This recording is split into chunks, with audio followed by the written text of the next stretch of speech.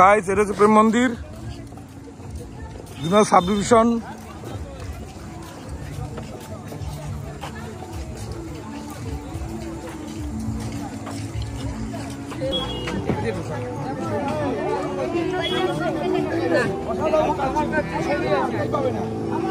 এটা থার্মো করতে দেখে আর তোমার কাছে করতে আলাদা।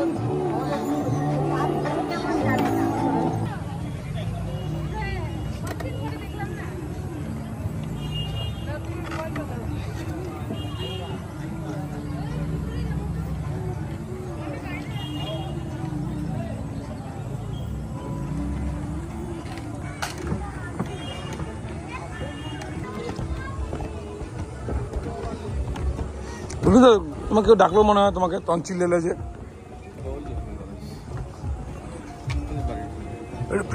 এটা প্রেম মন্দির।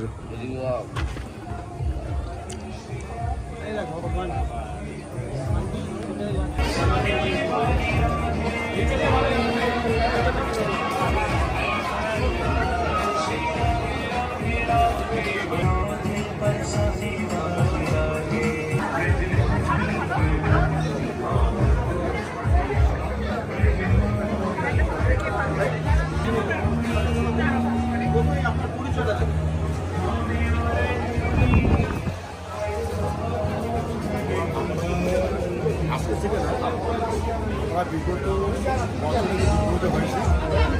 বিদেশে যাওয়ার পর থেকে